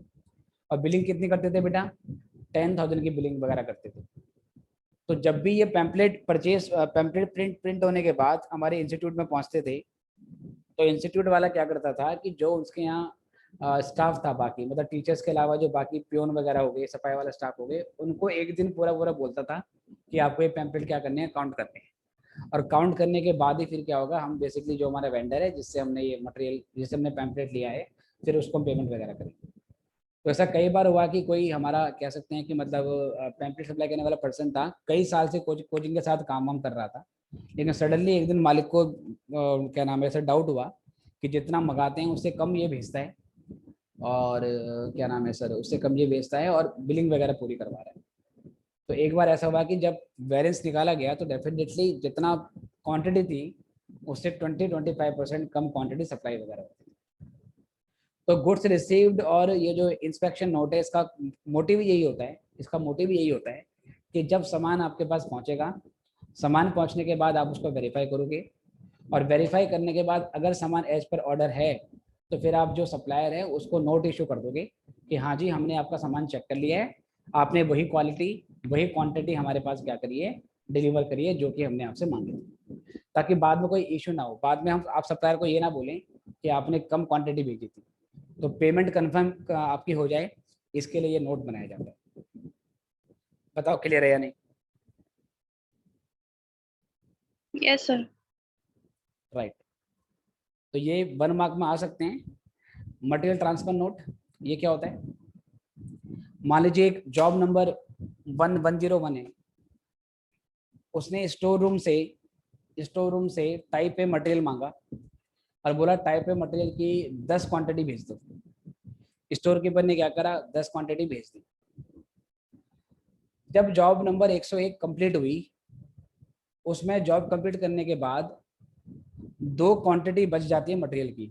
10 मांगी थी उसने, 8 हमारी यूज हो गई, 8 में काम हो गया, 2 क्वांटिटी आपकी बच गई। नॉर्मली होना क्या चाहिए, ये 2 क्वांटिटी अब स्टोर रूम में वापस आपको रिटर्न करनी चाहिए, आपको इसको वापस स्टोर रूम में डिपॉजिट करना चाहिए। लेकिन जॉब नंबर 101 के बिल्कुल पास में ही एक और जॉब कंप्लीट हो रही है, जॉब नंबर 105। उस जॉब नंबर 105 में सिमिलर मटेरियल चाहिए, और ज़्यादा नहीं, उसको भी 1-2 यूनिट चाहिए, और 1-2 यूनिट से उसका काम चल जाएगा, उसकी जॉब भी पूरी हो जाएगी। तो जॉब नंबर 105 का जो पर्सन होगा वो जॉब नंबर 101 वाले से बोलेगा कि आपका जॉब कंप्लीट हो गया है और 2 क्वांटिटी टाइप ए मटेरियल की आपके पास पड़ी हुई है, 2 यूनिट आपके पास पड़ी हुई है, तो इसे स्टोर रूम में मत मत मत भेजो, आप इसे क्या करो कि मतलब मेरे पास दे दो, इसे मेरे पास दे दो, मेरा काम यहाँ पे चल जाएगा, मुझे स्टोर रूम से मांगना पड़ेगा। अदरवाइज मैं पहले स्टोर रूम से मांगूंगा, मैं मटेरियल रिक्वेजिशन नोट बना के दूंगा, फिर वो डिलीवर करेगा, उसमें थोड़ा टाइम लग जाएगा, उसमें कुछ टाइम सपोज मान लो 30 मिनट्स 40 मिनट्स लग सकते हैं, जबकि मेरा 5-10 मिनट का काम बाकी है, आप मुझे सीधे ट्रांसफर कर दो और मैं अपना काम कंप्लीट कर लेता हूँ। तो जॉब नंबर 101 बोलेगा ठीक है कर लेते हैं, लेकिन हमें इन चीज़ों को डॉक्यूमेंट करना पड़ेगा। तो क्या होगा, एक मटेरियल ट्रांसफर नोट बनाया जाएगा जो जॉब नंबर 101 बनाएगा, उसमें ये लिखेगा कि मैं 2 यूनिट जॉब नंबर 101 से जॉब नंबर 105 में ट्रांसफर करता हूँ। उसमें डॉक्यूमेंट में जॉब नंबर 105 वाला बंदा भी साइन वगैरह कर देगा कि हाँ मैंने वो 2 यूनिट क्या कर ली है, रिसीव कर ली है। तो इसके लिए क्या बनाते हैं, मटेरियल ट्रांसफर नोट हम बनाते हैं। बताओ क्लियर है या नहीं? हाँ सर यस क्लियर सर। है। राइट। ठीक है बेटे, थ्योरी भी जरूरी है, आपको ध्यान रखना है, क्योंकि मैंने बताया कि जब क्वालिफाई करोगे इंटरव्यू में जाओगे तो वहां पर आपसे क्वेश्चन तो नहीं इसमें करवाते हैं, थ्योरेटिकल चीजें ही पूछते हैं। बाकी ये इशू ऑफ मटेरियल हम धीरे धीरे आगे करेंगे। Procedure to be followed for transfer of material, अच्छा ये तो वही चीज़ है, बता दिया मैंने, कुछ नहीं है, बस आपको बेसिक ध्यान रखना है। मटेरियल रिटर्न नोट, ये क्या होगा, वेंडर से सामान खरीदा, जिस सप्लायर को हमने ऑर्डर दिया था उससे सामान खरीदा, बाद में कुछ सामान हमारा डिफेक्टिव पाया गया, वो सामान डिफेक्टिव है उसको हम क्या करेंगे सर, सप्लायर को वापस करेंगे। जब सप्लायर को वापस करेंगे तो हम मटेरियल रिटर्न नोट उसको बना के दे देते हैं। फाइनेंशियल अकाउंटिंग में इसको डेबिट नोट बोला, इसको हम डेबिट नोट के नाम से जानते हैं। कॉस्टिंग में इसी डेबिट नोट को मटेरियल रिटर्न नोट के नाम से जानते हैं। आपको याद होगा जब भी परचेज रिटर्न होती है, परचेज रिटर्न के साथ में डेबिट नोट बना के दिया जाता है, उसी डेबिट नोट को यहाँ पर क्या बोला गया है, मटेरियल रिटर्न नोट के नाम से जाना जाता है। बताओ क्लियर है या नहीं? Yes sir. चलिए, बाकी ये यूपी वगैरह आ गया तो आपको मैंने बताया था। आपको मैं केवल मेन चीज़ें बता रहा हूँ थ्योरी के लिए जो रेलेवेंट हैं, बाकी है तो बहुत सारा, पर जो रेलेवेंट है वही बता रहा हूँ बस। जी, अब स्टोर में रिकॉर्ड्स कौन कौन से मेंटेन होते हैं, ठीक है। तो सबसे इंपॉर्टेंट रिकॉर्ड होता है बिन कार्ड। देखो बिन का मतलब होता है डब्बा, बॉक्स, जैसे सर कि इसका अपन, पेज नंबर कितना है? हाँ इसका पेज नंबर मैं दिखा देता हूँ, 44 है शायद, पेज नंबर 44, ठीक है। चेक कर लेना सीएमए के मॉड्यूल में पेज 44 या उसी के आगे पीछे आपको हो सकता है, क्योंकि पीडीएफ को मैंने कन्वर्ट किया वर्ड में, तो कभी कभार थोड़ा सा पेज नंबर आगे आगे पीछे हो जाते हैं। मिल गया? हाँ सर मिल गया। ठीक है, राइट। तो टॉपिक का बेटा हमारा बिन कार्ड। देखो बिन का मतलब होता है डब्बा, जैसे कि होता है डस्टबिन, है ना। डस्टबिन का मतलब सर डस्ट का बिन, ऐसा डब्बा जिसमें डस्ट को क्या नाम है, डस्ट को जिसमें रखा जाएगा। तो बिन का मतलब डब्बा होता है, बिन का मतलब बॉक्स होता है। तो बिन कार्ड क्या होता है? अब जो स्टोर रूम है, बेटा क्या मेरी आवाज आ रही है? बीच में शायद नेट की दिक्कत हुई है। हाँ अभी आ रही है सर। ओके। स्टोर रूम में क्या होता है, डिफरेंट वैरायटी के मटेरियल रखे जाते हैं। Material A, material B, material C, material D, material E, ना जाने कितने सारे मटेरियल होंगे। अब हर मटेरियल को रखने के लिए अलग अलग बॉक्स बनाया जाता है। ऐसा तो नहीं होगा ना कि सभी मटेरियल को एक ही डब्बे में मिक्स मिक्स करके डाल दिया, नहीं। टाइप ए के लिए अलग से डब्बा बनेगा, टाइप बी के लिए एक अलग से बॉक्स बनेगा, टाइप सी के लिए अलग से बनेगा। तो हर डब्बे के साथ, जैसे मान लो जो एक टाइप ए मटेरियल है उसका एक बॉक्स है, उसका एक डब्बा है, उस डब्बे में हम एक कार्ड अटैच कर देते हैं जिसको बिन कार्ड के नाम से जाना जाता है। वो जो बिन कार्ड होता है वो क्या इन्फॉर्मेशन देता है? वो बिन कार्ड ये बताता है कि इस डब्बे में कितनी क्वांटिटी पड़ी हुई है, कितनी क्वांटिटी इसके अंदर पड़ी हुई है। लास्ट हमने जो फिजिकल काउंटिंग करी थी उसके हिसाब से कितनी क्वांटिटी इसमें पड़ी हुई। अगर उसके बाद कोई मटेरियल इशू किया है हमने, तो बिन कार्ड में उसकी एंट्री हुई होगी कि इस तारीख में हमने इतनी क्वांटिटी इशू कर दी। अगर कोई फ्रेश परचेज आई है मटेरियल की, कोई फ्रेश परचेज आई है, तो इतना मटेरियल हमारा इस डेट में आया है जो हमने बॉक्स में डाल दिया है, उसकी एंट्री भी इसमें हुई होगी। तो बिन कार्ड एक ऐसा कार्ड होता है जो बिन के साथ अटैच किया जाता है। अगर बिन के साथ अटैच करना पॉसिबल नहीं है तो बिन पे एक नंबर लिख देते हैं, मान लो बिन नंबर 115, और फिर बिन नंबर 115 की एक फाइल बनाई जाएगी, और वो फाइल जहाँ पर स्टोर मैनेजर बैठेगा, जहाँ पर स्टोर कीपर बैठेगा, उसके आसपास रखी जाती है। इस बिन कार्ड में क्वांटिटेटिव इंफॉर्मेशन होती है मटेरियल की। इस बिन कार्ड में क्या होता है, सिर्फ क्वांटिटेटिव इंफॉर्मेशन होती है मटेरियल की। मटेरियल का रेट क्या था, ठीक है, जो हमने परचेज किया, इशू किया, उसका रेट क्या था, इसमें रेट मेंशन नहीं होता, इसमें सिर्फ और सिर्फ क्वांटिटी मेंशन होगी। इसके अलावा हर मटेरियल का मिनिमम स्टॉक, मैक्सिमम स्टॉक, री ऑर्डर लेवल, कितनी क्वांटिटी इसकी ऑर्डर करनी चाहिए आपको, मतलब इसकी री ऑर्डर क्वांटिटी कितनी है, इसकी इंफॉर्मेशन भी उसमें डाली जाती है। ताकि जब हम परचेज मैनेजर को बोलें कि टाइप पे मटेरियल खत्म हो रहा है, टाइप पे मटेरियल खत्म हो रहा है, तो स्टोर कीपर को कैसे मालूम चलेगा कि उसको कब ऑर्डर देना है सर? तो उसके लिए क्या होगा कि री ऑर्डर लेवल फिक्स किया होगा। जैसे ही मटेरियल इश्यू होते होते आर ओ एल पे पहुंच जाता है, तो स्टोर कीपर क्या बोलेगा, परचेज मैनेजर को बोल देगा कि भाई इसकी क्वांटिटी जो है, मतलब वो इसकी क्वांटिटी परचेज कर लो। परचेज मैनेजर को भी कैसे मालूम चलेगा कितनी क्वांटिटी परचेज करनी है? तो परचेज मैनेजर पूछेगा इसकी री ऑर्डर क्वांटिटी कितनी है, तो जो स्टोर कीपर है वो बताएगा कि भाई बिन कार्ड में लिखा हुआ है कि इसकी री ऑर्डर क्वांटिटी है 1500 यूनिट्स। तो परचेज मैनेजर क्या करेगा, फिर 1500 यूनिट का ऑर्डर दे देगा, राइट। तो बिन कार्ड सिर्फ क्वांटिटेटिव इंफॉर्मेशन देता है, इसमें अमाउंट के बारे में कोई जानकारी नहीं होती है। बताइए, बात समझ में आई या नहीं? Clear sir. ओके। इसके बाद आता है स्टोर लेजर। अभी हम जो ये लीफो मेथड कर रहे थे, फीफो कर रहे थे, इसके लिए मैंने जो फॉर्मेट बनाया था, उस फॉर्मेट को हम स्टोर लेजर के नाम से जानते हैं। उस फॉर्मेट को स्टोर लेजर के नाम से जानते हैं। स्टोर लेजर क्या होता है, इसमें हम मटेरियल की रिसिप्ट, मटेरियल का इशू, मटेरियल का बैलेंस दिखाते हैं। खास बात यह है कि इसमें जो क्वांटिटी है उसके साथ साथ रेट भी मेंशन होता है, इसमें अमाउंट भी मेंशन होता है। बिन कार्ड में स्टोर कीपर एंट्री करता है, बिन कार्ड को स्टोर कीपर या स्टोर मैनेजर मेंटेन करता है। स्टोर लेजर को कॉस्टिंग डिपार्टमेंट में जो अकाउंटिंग कर रहा है, जो कॉस्ट रिकॉर्ड्स मेंटेन कर रहा है, उसकी टीम या उसका स्टाफ इसको मेंटेन करता है।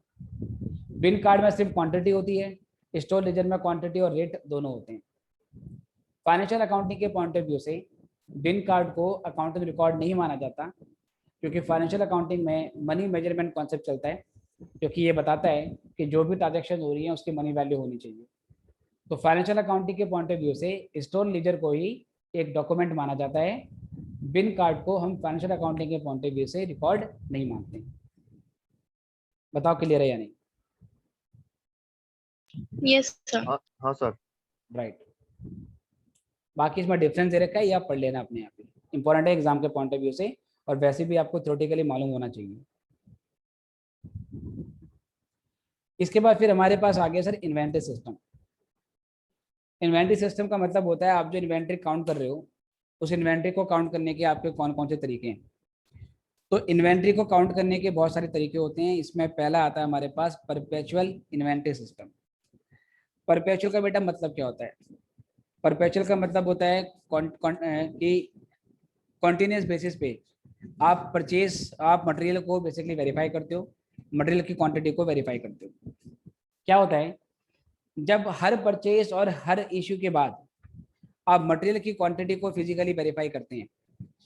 आई रिपीट, जब हर परचेज और हर इश्यू के बाद आप मटेरियल की क्वांटिटी को इश्यू करते हो, मटेरियल की क्वांटिटी को वेरीफाई करते हो, क्या बोलते हैं बेटा इसको हम परपेचुअल इन्वेंटरी सिस्टम बोलते हैं। फॉर एग्जांपल, महीने के शुरू में आपके पास ओपनिंग स्टॉक पड़ा हुआ था मटेरियल का 500 यूनिट का। 500 यूनिट का आपके पास ओपनिंग स्टॉक आपके पास पड़ा हुआ था। 5 तारीख को आपने 400 यूनिट और परचेज कर ली। तो 500 में बेटा अगर आपने 400 और परचेज करी है तो आपकी क्वांटिटी कितनी होनी चाहिए? आपकी क्वांटिटी बेटा आपकी 900 होनी चाहिए। कितनी होनी चाहिए? 900 होनी चाहिए। आप फिजिकली वेरीफाई करोगे इमीडिएटली कि हमारे पास 900 यूनिट ही पड़ी हुई हैं। वेरीफाई कर दिया, बिल्कुल ठीक है। कोई वेरिएंस था, डिफरेंस था, तभी आपको मालूम चल जाएगा। अच्छा, 900 काउंट करने के बाद कुछ दिनों के बाद आपने 250 यूनिट प्रोडक्शन में इशू कर दी। 900 में से 250 इशू करने के बाद कितनी आपकी बचनी चाहिए? 650 बचनी चाहिए। तो आफ्टर इशू ऑफ 250 यूनिट्स आप दोबारा फिजिकली वेरीफाई करोगे कि क्या 650 यूनिट स्टॉक में है या नहीं। वेरीफाई कर लोगे, बिल्कुल है। कोई बैलेंस होगी, कोई कमी होगी, तभी मालूम चल जाएगा। तो इन्वेंट्री का ऐसा सिस्टम जिसमें हर परचेज और हर इशू के बाद मटेरियल को वेरीफाई किया जाता है, मटेरियल के स्टॉक को वेरीफाई किया जाता है, इसको हम परपेचुअल इन्वेंट्री सिस्टम बोलते हैं। लेकिन सर, अगर मटेरियल की क्वांटिटी बहुत ज़्यादा है, मटेरियल की परचेज रेगुलर बेसिस पे हो रही है, मटेरियल का इशू रेगुलर बेसिस पे हो रहा है, तो इस सिस्टम से काम करना पॉसिबल नहीं होता, क्योंकि आपका टाइम बहुत ज़्यादा लग जाएगा हर बार मटेरियल को काउंट करने में। तो जो मटेरियल स्लो मूविंग मटेरियल होते हैं, जो कभी कभार ही इशू होते हैं, जो मटेरियल कभी कभार ही परचेज किए जाते हैं, और जिन मटेरियल की हाई वैल्यू होती है, महंगे होते हैं, इनके लिए आप परपेचुअल इन्वेंटरी सिस्टम को फॉलो करते हैं। कि लाइक हमारे पास जनवरी के महीने में 3 यूनिट इसकी पड़ी हुई है, पूरे महीने में इसकी 1 यूनिट आपने इशू कर दी, उसके अलावा और कोई इशू नहीं हुआ, तो आप 3 के बाद 1 वेरीफाई करोगे और फिजिकली काउंट करोगे कि 2 आपके पास पड़ी है या नहीं। फिर फरवरी में कभी आपने इसकी 2 यूनिट और परचेज कर ली, तो 2 पड़ी हुई थी, 2 और परचेज कर ली, 4 आपकी बच जाएंगी, तो आप उसे फिजिकली वेरीफाई करोगे कि 4 हमारे पास है या नहीं। तो जो मटेरियल कम क्वांटिटी के होते हैं, स्लो मूविंग होते हैं, वैल्यू ज़्यादा होती है, उसको बेसिकली आप कंट्रोल करने के लिए ये सिस्टम अप्लाई करते हो। बताओ बात समझ में आई या नहीं? Yes, sir. जी बेटा, बाकी लोग बताओ। हाँ सर, समझ में आ गया। राइट। दूसरा होता है आपका पीरियोडिक स्टॉक वेरिफिकेशन। अब जब आपके पास मटेरियल बहुत ज़्यादा है, रेगुलर बेसिस पे परचेज हो रही है, रेगुलर बेसिस पे इशू हो रहे हैं, तो आप इसको क्या कह सकते हैं कि हर परचेज और इशू के बाद आप क्वांटिटी को वेरीफाई नहीं कर सकते, because it will take a lot of time. तो पीरियोडिक स्टॉक जो वेरिफिकेशन है, इसमें क्या होता है, हम क्लोजिंग स्टॉक की काउंटिंग पीरियड के एंडिंग में करते हैं। जैसे 1 अप्रैल को हमारा साल शुरू होता है और 31 मार्च को हमारा साल अगर मान लीजिए खत्म होता है, तो पीरियड खत्म होने के बाद, मतलब 31 मार्च के बाद, आप फिजिकली स्टॉक को काउंट करोगे। एज पर बुक्स हमारा कितना क्लोजिंग स्टॉक होना चाहिए और एक्चुअल में हमारा क्लोजिंग स्टॉक कितना है। जब हम स्टॉक को फिजिकली काउंट करते हैं, इस प्रोसेस को स्टॉक टेकिंग के नाम से जाना जाता है। स्टॉक टेकिंग आप ईयर खत्म होने के बाद करते हो या ईयर खत्म होने से जस्ट कुछ दिन पहले। जैसे अगर 31 मार्च को आपका साल खत्म हो रहा है, तो हो सकता है कि 25 मार्च को आप स्टॉक टेकिंग कर सकते हो। ये वाले मेथड का सबसे बड़ा ड्रॉबैक ये है कि अगर साल के बीच में कोई मटेरियल चोरी हुआ है या कोई मटेरियल अगर आपका मिसप्लेस हुआ है तो उसकी एक्चुअल इंफॉर्मेशन कई बार आपको साल खत्म होने के बाद ही मालूम चलती है, ठीक है। क्योंकि साल के एंड में आपको मालूम चलेगा कि सपोज एज पर बुक्स मेरे पास 500 यूनिट होनी चाहिए, राइट, पर एक्चुअली मुझे फिजिकली काउंट कर रहे हैं तो केवल 400 यूनिट ही पड़ी हुई है। तो 100 यूनिट का डिफरेंस क्यों आया, ये 100 का लॉस कैसे हुआ? इसमें से कुछ लॉस नॉर्मल होगा, कुछ क्वांटिटी ऐसी होती हैं जो स्टोर रूम में पड़े पड़े ही अपने आप ही खराब हो जाती हैं with the passage of time, और कुछ सर एबनॉर्मल लॉस होगा, मतलब कि आपने मटेरियल को प्रॉपर तरीके से हैंडल नहीं किया होगा, उसे प्रॉपरली डब्बे में आपने कह सकते हैं कि उसको बंद नहीं किया होगा, या कुछ चोरी वोरी भी हो गई होगी, तो वो आपका बेसिकली लॉस निकल के आता है। लेकिन ये लॉस कितना है ये आपको पीरियड खत्म होने के बाद ही मालूम चलेगा। बताओ बात समझ में आई या नहीं? परपेचुअल में हर परचेज और रिसिप्ट के बाद, और पीरियोडिक में साल के एंड में करते हैं, बस सिंपल। सर इन सब का क्या शॉर्ट नोट आने का चांसेस है? हाँ, हो सकता है कि आप शॉर्ट नोट पूछे कि right A short note on this and this, तो फिर आपको लिखना पड़ेगा। बाकी जब इंटरव्यू वगैरह के लिए जाते हो तो इसमें से क्वेश्चन पूछे जाते हैं बहुत बहुत बहुत सारे। ओके, अब परपेचुअल में हर परचेज और इशू के बाद मटेरियल को आप फिजिकली वेरीफाई करते हो। ये जो पीरियोडिक है इसमें साल के एंड में करते हो। तो दोनों ही बिल्कुल एक्सट्रीम बेसिकली वर्जन हो गए, दोनों बिल्कुल एक्सट्रीम वर्जन हो गए। परपेचुअल वाला कहता है हर परचेज और हर जो रिसिप्ट के बाद मटेरियल को आप वेरीफाई करो। ये जो पीरियोडिक वाला कहता है बिल्कुल साल के एंड में करो। दोनों ही बिल्कुल एक्सट्रीम है। इसके बीच का रास्ता निकाला जाता है जिसको बोलते हैं हम कॉन्टिन्यूस स्टॉक टेकिंग। अब मैं चेक कर रहा हूँ कि जो कॉन्टिन्यूस स्टॉक टेकिंग है वो इसमें दिया है या नहीं दिया है। कॉन्टिन्यूस में क्या होता है, ना तो आप हर परचेज और रिसिप्ट के बाद, हर परचेज और इशू के बाद मटेरियल को वेरीफाई करते हो, ना तो आप साल के एंड में बेटा वेरीफाई करते हो। आप बीच का एक रास्ता निकालते हो। जैसे आप ये डिसाइड कर लेते हो कि हर 3 महीने में एक बार स्टॉक टेकिंग होगी, हर 3 महीने में एक बार स्टॉक टेकिंग होगी, मतलब क्वार्टरली बेसिस पे की जाएगी। तो इसमें क्या होता है कि अगर कोई मटेरियल की कह सकते हैं कि मतलब मिसप्लेस हो रही है, मटेरियल का लॉस हो रहा है, तो वो क्वार्टरली बेसिस पे आपको मालूम वगैरह चलता रहता है। क्योंकि अगर साल के एंड में करोगे तो साल के एंड में करने पर कई बार स्टोर कीपर ना बहुत तगड़ा खेल भी खेलता है। जैसे मैं आपको बताऊं कि एक जगह फैक्ट्री में होता क्या था, जब हम एक जगह जब सीएमए कर रहे थे, तो जब ट्रेनिंग में हम लोग थे, तो ट्रेनिंग में एक फैक्ट्री में गए जहाँ पर स्टॉक की क्वांटिटी जो वेरीफाई होती थी वो साल के एंड में होती थी। बेसिकली मतलब कि जो आपको जस्ट मैंने बताया कि ईयर एंड होने के बाद करते थे। तो वहाँ का स्टोर कीपर करता क्या था, उसे पता है कि मान लो आज 5 अप्रैल को पिछले साल का स्टॉक काउंट हो गया, बेसिकली वेरीफाई हो गया। अब अगले 1 साल तक कोई स्टॉक को काउंट करने के लिए नहीं आएगा। और मटेरियल के जो रेट होते हैं वो पूरे साल बेसिकली मतलब कि फ्लक्चुएट करते हैं। कभी मटेरियल का रेट 5 रुपये पर यूनिट होगा, कभी 4.80 होगा, कभी 5.2 होगा। तो वो स्टोर कीपर करता क्या था, अपनी मर्जी से जब भी मटेरियल सस्ता मिलता था उसको परचेज करके स्टोर रूम में डालता था। नो डाउट परचेज मैनेजर की जो परमिशन है उसके बिना ऐसे काम होते नहीं है। परचेज मैनेजर ही खुद ही बोल देगा भाई कि देख ये मटेरियल पूरे फैक्ट्री में पूरे साल पूरी फैक्ट्री में यूज होना है, जब भी सस्ता होगा हम क्या करेंगे इसे परचेज करके स्टोर रूम में डाल देंगे। मटेरियल भी ऐसा नहीं है कि ये स्टोर में मतलब पड़ा पड़ा खराब रहेगा, इसकी अच्छी खासी लाइफ होती है और ये विदाउट कह सकते हैं डैमेज 6 महीने 8 महीने तक स्टोर रूम में रहेगा। तो परचेज मैनेजर क्या करेगा, अपनी मर्जी से परचेज वगैरह कर देगा। वेंडर से भी उसकी बात तय होगी, वेंडर भी उसको सामान वगैरह दे देगा। वेंडर का बोलेगा बिल हम आपसे तब क्या नाम है मांगेंगे, बिल आपको तब देना है बना के जब आपको पीओ बेसिकली इशू जो मतलब किया जाएगा। और बिल कैसे होगा, परचेज तो 4.880 के रेट पे करी है, बिल बोलेगा आप जो फ्रेश रेट चल रहा है 5.25 उसके रेट पे बना के दे दो। तो वेंडर को पेमेंट भी जो जाएगी वो 5.25 के हिसाब से जाएगी। लेकिन ये पता है वेंडर के साथ बात फिक्स होगी पहले से ही कि 4.80 के हिसाब से वेंडर अपनी पेमेंट लेगा। बाकी जो 45 पैसे का डिफरेंस होगा वो परचेज मैनेजर का माना जाएगा। इसको परचेज मैनेजर और जो स्टोर मैनेजर क्या करते हैं आपस में बेसिकली डील वगैरह कर लेंगे। तो जब गैप ज़्यादा होता है स्टॉक की काउंटिंग में, परचेज मैनेजर स्टोर कीपर ऐसे काम करने लगते हैं। कभी कभार ऐसे भी होता है कि स्टोर कीपर को मालूम चला कि भाई क्या नाम है 25 मार्च को या सपोज मान लीजिए 5 अप्रैल को स्टॉक काउंट होने वाला है। अब परचेज मैनेजर के पास बिन कार्ड, जो परचेज मैनेजर है, परचेज मैनेजर नहीं, जो स्टोर कीपर है, उसके पास बिन कार्ड होते हैं। वो बिन कार्ड से वेरीफाई कर लेता है कि मेरे पास हर बिन में कितनी क्वांटिटी होनी चाहिए।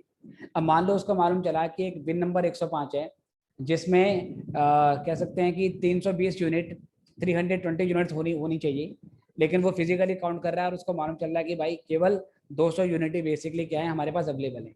120 यूनिट क्या नाम है कहाँ गई? बीच में जब इस मटेरियल के रेट बढ़े तो स्टोर कीपर ने, परचेज मैनेजर ने वो मटेरियल ओपन मार्केट में बेच दिया, महंगा बेच दिया, पैसे अपनी जेब में रख लिए। अब सर क्या है कि 120 यूनिट शॉर्ट है। अब जो स्टोर कीपर है उसको लगेगा कि मैं तो भाई ये होगा कि मतलब मालूम चल जाएगा कि 120 यूनिट शॉर्ट है, तो मैं क्या करूँ? वो वेंडर को कॉल करेगा, बोलेगा भाई इमीडिएट बेसिस पर 120 यूनिट मेरे पास भेजो, चाहिए मुझे, पेमेंट वगैरह आपको मिल जाएगी, कोई दिक्कत वाली बात नहीं, इमीडिएट 120 यूनिट भेजो। वेंडर भी भेज देगा सर, क्योंकि उसको भी अपनी पेमेंट लेनी है। 120 भेज देगा, 120 भेजने के बाद स्टॉक बेसिकली क्या कर देंगे, वेरीफाई कर देंगे, स्टॉक टेकिंग हो गई। उसके बाद वो 120 यूनिट या तो स्टोर रूम में रख लेंगे, या वो 120 यूनिट्स वेंडर को वापस भेज देंगे कि भाई हमारी काउंटिंग होगी, अब तो उसको वापस दे। मुझे याद है जब मैं स्कूल में था इन क्लास 6 एंड 8, तो हमारे स्कूल को गवर्नमेंट ने फंड इशू करे।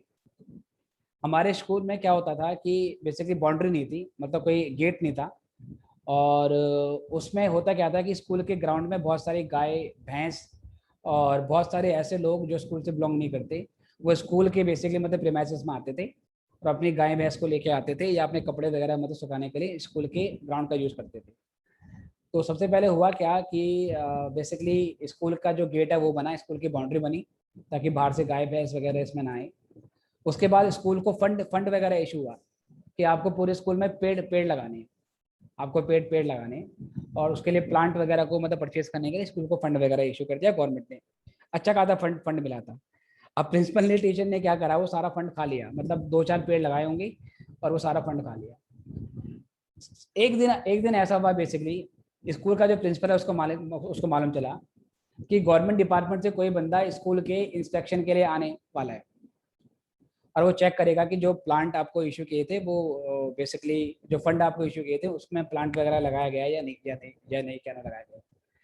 तो मुझे अच्छे से याद है उस टाइम पे हुआ क्या कि हमारे स्कूल का जो प्रिंसिपल है वो बेसिकली हमारी क्लास में आया, और हमारे बेसिकली मतलब गवर्नमेंट स्कूल में कई बच्चे ऐसे एरिया से आते थे जो स्लम का जो एरिया होता है, स्लम का एरिया, मतलब जो झुग्गी झोपड़ी वाला एरिया था, वहाँ से वो लोग आते थे, और उनके पेरेंट्स प्लांट सप्लाई का ही काम करते थे, मतलब वो गमला वगैरह या प्लांट वगैरह बेचने का काम करते थे घर घर। तो प्रिंसिपल हमारे क्लास में आता है, कहता है किस बच्चों के पेरेंट्स या कांटेक्ट में प्लांट सप्लाई करने वाले लोग हैं। तो 2-4 बच्चे ने बोल दिया कि सर हमारा तो बेसिकली जो घर है वो वही है, उसी क्या नाम उसमें रहते हैं एरिया में, जहाँ पर बहुत सारे प्लांट वगैरह होते हैं, उस प्लांट को सेल किया जाता है। तो बोला इमीडिएट बेसिस पे अपने पेरेंट्स से हमारी बात कराओ। तो उन 2-4 बच्चों ने अपने पेरेंट्स को मतलब बुलवा लिया।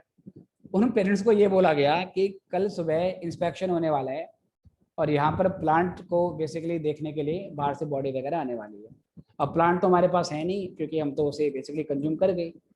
हम चाहते हैं कि आप रात रात में यहाँ पे कोई प्लांट लगा दो, ठीक है, और जब इंस्पेक्शन हो जाएगा आप अपने प्लांट को वापस वगैरह ले जाना, इसके बदले में कुछ पेमेंट आपको दे देंगे। तो आई रिकॉल कि जब हम नेक्स्ट डे स्कूल आए, हम क्या देखते हैं कि जहाँ पूरे स्कूल में मुश्किल से 2-4 प्लांट होंगे, पूरे स्कूल में रात रात के अंदर ही भाई साहब हर क्लासरूम के बाहर कम से कम 4-5 प्लांट वगैरह लगा दिए गए, पूरे स्कूल में लगा दिए गए। अब बाहर से वो पर्सन आता है और वो बेसिकली क्या कहता है, चेक करता है, इंस्पेक्ट करता है। फिर बेसिकली जो प्ले ग्राउंड में पूरे स्कूल के बच्चों को बुलाया जाता है, वहाँ पर वो बंदा स्पीच भी देता है। स्पीच में ये भी कहता है कि मैं बहुत खुश हूँ कि आपके स्कूल में जो हमने प्लांट के लिए फंड इश्यू किया था उसका प्रॉपर बेसिकली यूटिलाइज हुआ है, और मैं देख रहा हूँ कि यहाँ पर हर जगह प्लांट लगे हुए हैं, तो मैं प्रिंसिपल को और स्टाफ को बहुत बधाई देना चाहता हूँ। हमें उस टाइम पे समझ में नहीं आया कि हो क्या रहा है, पता नहीं आज में हम भी खुश हो गए कि शायद हो सकता है फंड कल ही बेसिकली इशू हुआ हो और आज में हमारे प्लांट लग गए। तो स्कूल इज लाइक मतलब गोइंग टू बी गुड, अच्छा मतलब बनने वाला है। अच्छा नेक्स्ट दिन क्या देखते हैं, सारे प्लांट गायब हैं। मतलब फिर हमने जिस पर्सन से जो बच्चा था उससे पूछा भाई क्या हुआ है, आपके पेरेंट्स आए थे उनसे बात, तो उसने बताया कि मुझे पापा ने ऐसे बताया कि हमें ये बोला कि बस एक रात के लिए आपको प्लांट लगाने हैं और वापस फिर उसके बाद आपको निकाल के लेके जाने हैं। तो स्टोर कीपर भी लाइक इस तरीके से काम करता है, जब उसको मालूम चलता है स्टॉक की काउंटिंग होने वाली है, स्टॉक दिखाना है मुझे, सप्लायर से मंगा लेता है, और जब काउंटिंग हो जाती है फिर उसको वापस वगैरह भेज देता है। तो स्टोर कीपर इस तरीके से कई बेसिकली पैसा वैसा कमाते हैं। तो एक मतलब मुझे ध्यान आया जस्ट, तो मैंने आपके साथ शेयर कर दिया। तो इन सारी चीज़ों को रोकने के लिए होना क्या चाहिए, परपेचुअल काउंटिंग होनी चाहिए, बट परपेचुअल क्योंकि प्रैक्टिकली पॉसिबल नहीं होती है, और अगर आप पीरियोडिक करोगे तो इस तरीके के पंगे वगैरह निकल के आते हैं। इनका बीच का रास्ता होता है कॉन्टिन्यूस स्टॉक टेकिंग। कॉन्टिन्यूस में आप हर 2 महीने में या हर 3 महीने में या हर महीने में एक बार काउंटिंग कर लेते हो। आप अपना प्रोसीजर बनाते हो कि भाई हर 2 महीने में या 3 महीने में 1 महीने में काउंटिंग करनी है, और वो काउंटिंग जो होगी सर वो बिना बताई होगी। कभी भी आप स्टोर रूम में जाओगे और बोलोगे हम आ रखे हैं काउंटिंग वगैरह करने के लिए, ताकि स्टोर कीपर को मौका ना मिले कुछ भी एडजस्टमेंट करने का। बताओ ये बात समझ में आई या नहीं? हाँ सर, समझ आ गया। ठीक है, यस सर। तो ये भी आपको ध्यान में रखना है। इससे आगे की थ्योरी बेटा मैं आपको नेक्स्ट वाली क्लास में कराता हूँ, मतलब कल भी आपकी क्लास होगी।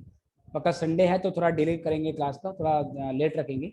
आप सब लोगों से बात करने के बाद जो भी सुटेबल टाइम होगा उसके हिसाब से क्लास रखेंगे, ठीक है। और कल की क्लास के लिए बेटा वेरी सॉरी, वो मेरी बच्ची बहुत छोटी है अभी, तो वो सुबह सुबह उठ गई कल, तो उस चक्कर में क्लास कैंसिल हो गई।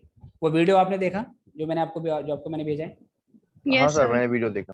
तो उसमें समझ में आ गया या उसमें कोई दिक्कत है?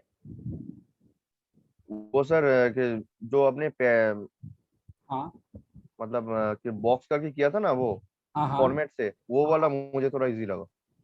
ठीक है चलो बढ़िया है। तो बाकी हम बेसिकली क्या करेंगे, कल की जो मेरी अकाउंट और कॉस्टिंग क्लास होगी उसमें मैं जो वीडियो में टॉपिक था उसी टॉपिक के 3-4 क्वेश्चन दोबारा आपको मैं कराऊंगा, ताकि कोई भी अगर दिक्कत आई है तो उसको भी हम सॉल्व कर लेंगे, ठीक है।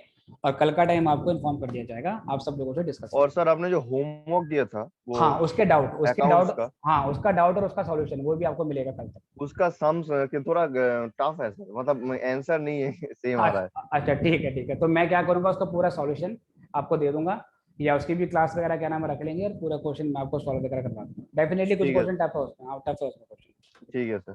ठीक है चलो तो कल, ओके सर। ठीक है बेटा कल मिलते हैं, टाइम बता दूंगा। Good bye.